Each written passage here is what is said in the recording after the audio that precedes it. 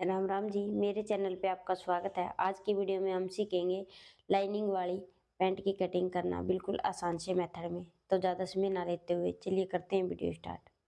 तो ये मेरे पास इसकी लाइनिंग है और ये मेन कपड़ा है। सबसे पहले हम लाइनिंग के ऊपर कटिंग करेंगे।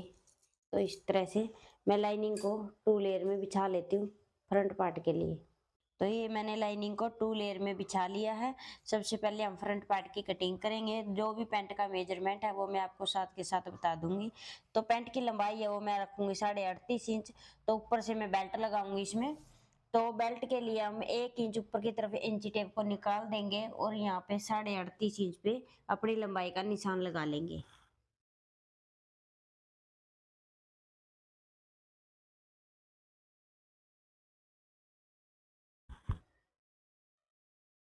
अब यहाँ से पहले इस लाइन को सीधी कर लेंगे।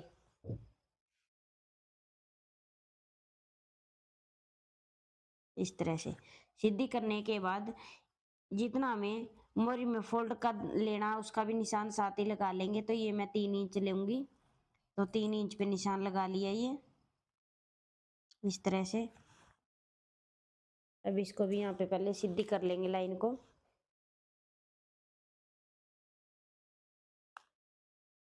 इस तरह से सीधी करने के बाद अब ऊपर हम कमर का निशान लगाएंगे। तो उससे पहले हम आसन का निशान लगाएंगे। 1 इंच ऊपर की तरफ ही हम इंची टेप को रखेंगे और यहाँ पे हम 12.5 इंच पे निशान लगा लेंगे आसन का।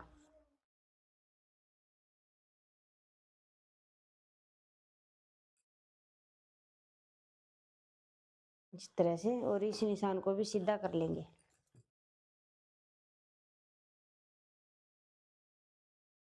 इस तरह से सीधा करने के बाद अब यहाँ पे हम अपनी थाई का निशान लगाएंगे।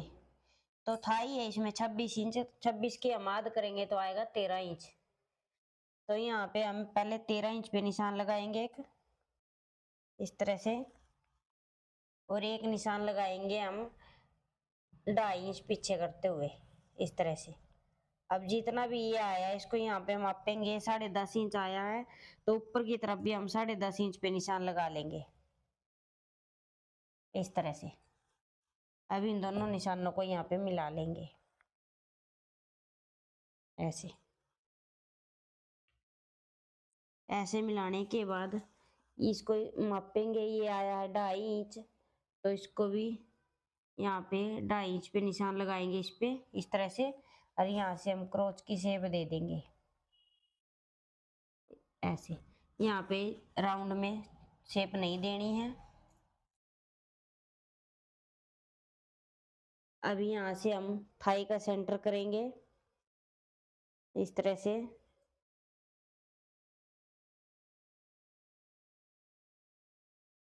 यह आया 6.5 इंच तो 6.5 इंच हम ऊपर की तरफ निशान लगाएंगे और एक निशान हम नीचे की तरफ लगाएंगे 6.5 इंच पर सेंटर देखने के लिए इस तरह से।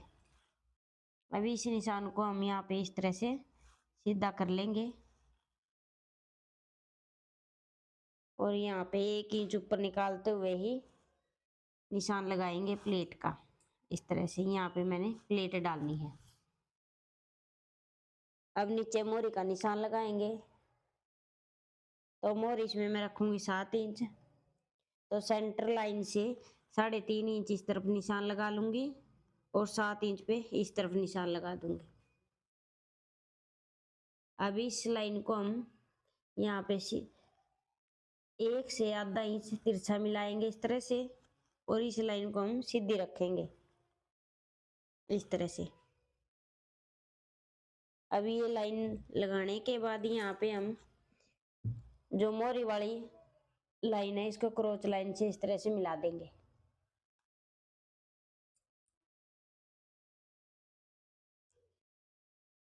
अब फट्टी को इस तरह से रखेंगे और इस वाले निशान को भी मिला देंगे ऐसे। ऐसे मिलाने के बाद अब यहाँ पे से इसको मापेंगे इस तरह से और एक 10 इंच का निशान लगा लेंगे इस तरह से। ये जो मैंने ऊपर की कमर थी वो मैंने 10 इंच का ही रखना था यहाँ पे। तो ये मैंने जितना यहाँ का सेंटर कराया, क्योंकि हमारी ये जो लाइन है वो सीधी मिली हमको आसन की। तो जो भी मेरा एक्स्ट्रा है इसमें ऊपर की तरफ उसको मैं यहाँ पे निकाल दूंगी और इस तरह से यहाँ पे मैं पैंट की शेप दे दूंगी ऐसे। ऐसे देने के बाद यहाँ पे मैं आधा से 2 सूत ऊपर लूंगी और इसको डाउन कर दूंगी यहाँ पे। अगर यहाँ पे पेट ज्यादा बड़ा है तो आप 1 इंच डाउन करें यहाँ से। इससे क्या होगा, पैंट की फिटिंग है जो एकदम अच्छी आएगी इस तरह से। अभी मैंने फ्रंट पार्ट के निशान लगा लिया, मैं इसकी कटिंग कर लूंगी।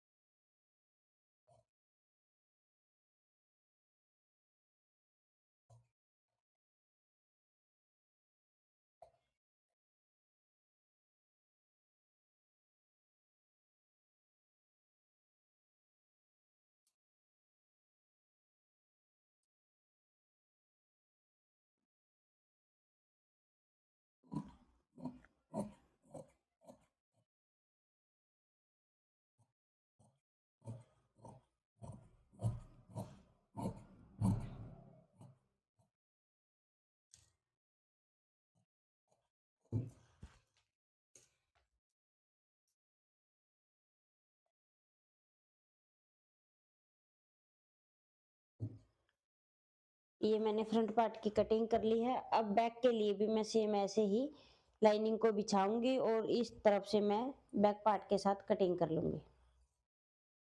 यहाँ पे मैंने बैक के लिए लाइनिंग को बिछा लिया। अब इसके ऊपर हम फ्रंट पार्ट को सेट कर लेंगे।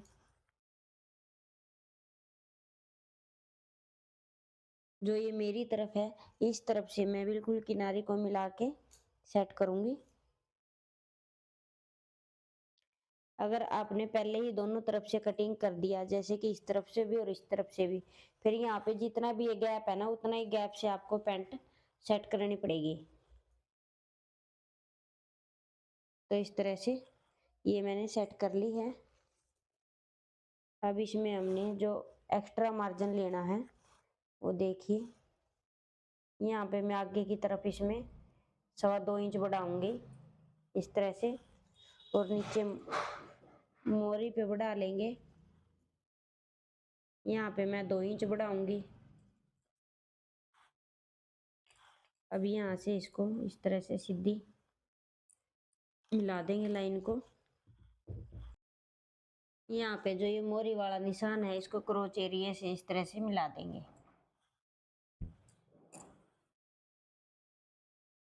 ऐसे। इस निशान को मिलाने के बाद अब ऊपर से हमें बैक को उठा के कटिंग करना है। तो यहाँ पे मैं 2 इंच उठा के कटिंग करूंगी बैक को इस तरह से। और जो ये फ्रंट वाला क्रोच का मैंने शेप दी थी इस तरह से, इस पे से मैं यहाँ पे पहले एक सीधी लाइन खींच दूंगी इस तरह से। अब यहाँ से ये जो मैंने 2 इंच उठाया है इसको इस तरह से तिरछे में मिलाएंगे यहाँ तक ऐसे। ऐसे मिलाने के बाद अब यहाँ पे हम बैक क्रोच की शेप देंगे। तो जैसे ही मैंने 2.25 इंच पे इस तरह से निशान लगाया तो 2.25 इंच पे मैं ऊपर की तरफ निशान लगाऊंगी और यहाँ से मैं क्रोच बना दूंगी इस तरह से ऐसे। तो ये मैंने बैक पार्ट के भी निशान लगा लिए। अब इसकी भी कटिंग कर लेंगे।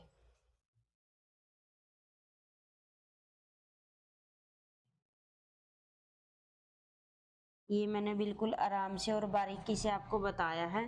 फिर भी आपको कोई डाउट लगता है तो आप मेरे पास कमेंट करें, अगर आपको कुछ इसमें समझ में ना आया हो तो।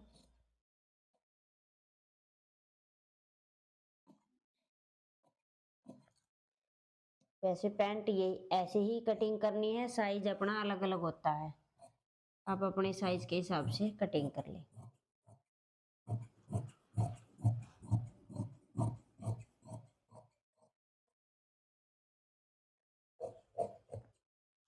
इस तरह से। आप इसको इस तरफ से भी कटिंग कर देंगे।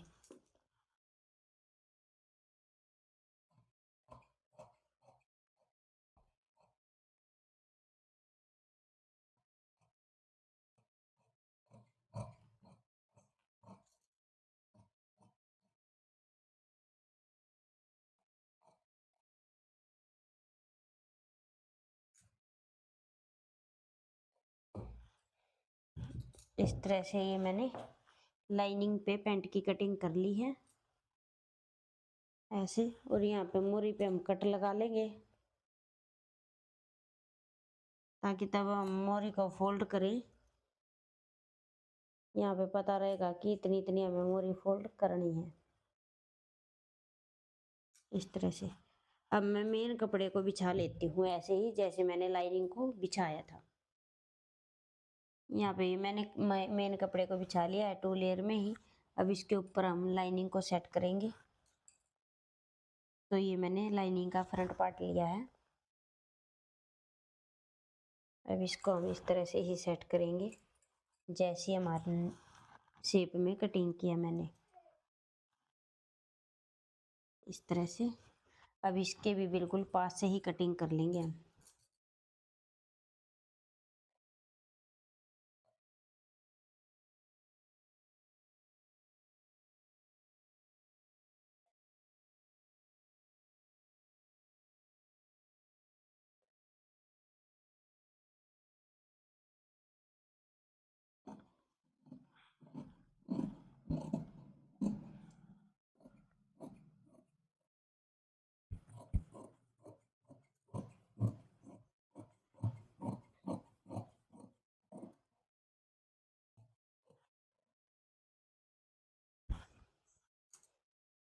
अब इस तरफ से भी इसकी कटिंग कर लेंगे ऐसे ही।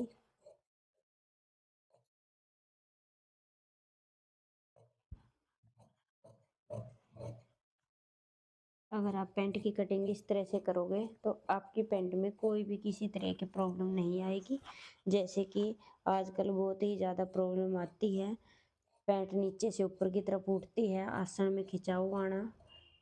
अगर आपने इस तरह से कटिंग कर ली तो आपके पैंट में कोई किसी तरह की प्रॉब्लम नहीं आएगी। एक बार इस तरह से कटिंग ज़रूर करके देखें। अब बैक पार्ट के लिए भी कपड़े को बिछा लेंगे।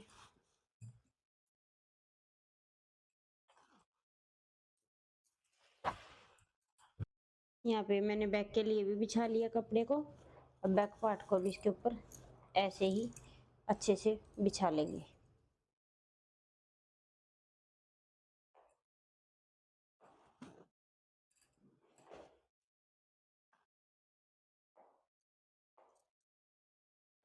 ऐसे अच्छे से सेट करके अब कटिंग करेंगे इसकी।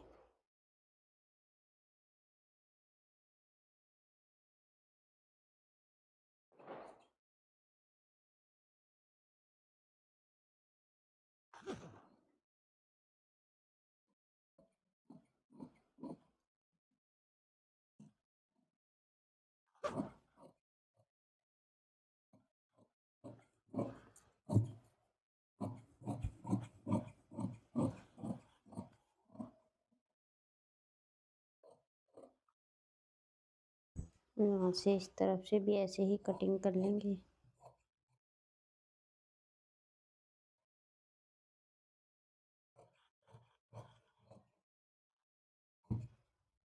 और जो ये मैंने आपको पैंट की कटिंग दिखाई है, ये मैंने 42 हिप साइज की कटिंग की है। अगर किसी का भी हिप का साइज 42 है तो वो इस पैंट की कटिंग को देखकर अपनी पैंट की कटिंग कर सकता है। इस तरह से ये मैंने बैक पार्ट की भी कटिंग कर ली। और क्या होता है, कई बारी हिप साइज हमारा ज़्यादा बड़ा हो जाता है। तो अगर आपका हिप साइज ज़्यादा बड़ा है और यहाँ से खिंचाव बहुत ज़्यादा आता है और आसन में भी, तो यहाँ से आप आसन को बढ़ा ले आगे की तरफ से। ये चीज़ नहीं बढ़ानी है, ये चीज़ आपको कम रखनी है। सिर्फ आगे की तरफ ये जो हम शेप देते हैं ये चीज़ बढ़ा ले, तो आपके आसन में खिंचाव नहीं आएगा और ना मोरी उठेगी। अब जो ये साइड से कपड़ा बचा इसमें से हम पॉकेट और अपनी बेल्ट निकालेंगे। तो मैं आपको पॉकेट की कटिंग करना बताऊंगी, बेल्ट तो आप आसानी से कटिंग कर लोगे। नीचे की तरफ से हम लेंगे 7 इंच पॉकेट की चौड़ाई और यहाँ से हम अपनी पॉकेट की लंबाई रखेंगे 14 इंच और यहाँ से हम ले लेंगे 6 इंच ऊपर की तरफ से। अब इन निशानों को इस तरह से मिला लेंगे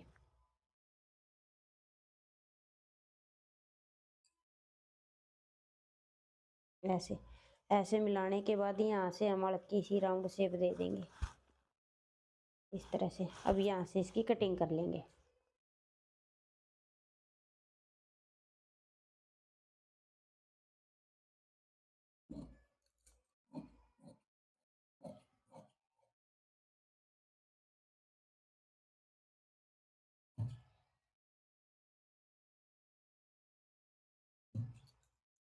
तो इस तरह से मैंने पॉकेट की कटिंग कर ली है।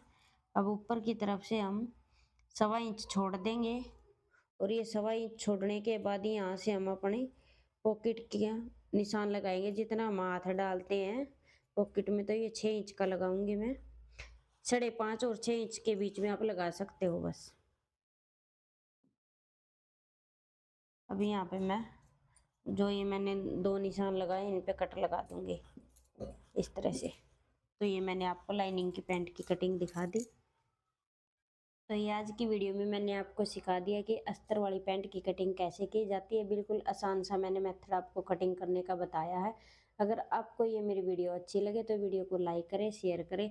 अगर आपको कुछ डाउट लगता है तो मेरे पास कमेंट करें। अगर आपने इसकी सिलाई देखनी है तो तब भी कमेंट करें। वीडियो को लाइक कर दें, शेयर करें, साथ में बेल आइकन को भी दबाएं ताकि मेरी आने वाली वीडियो सबसे पहले आपके पास पहुंच जाए। आज की वीडियो में इतना ही। मिलते हैं नेक्स्ट वीडियो में कुछ नए टॉपिक के साथ। Thanks for watching.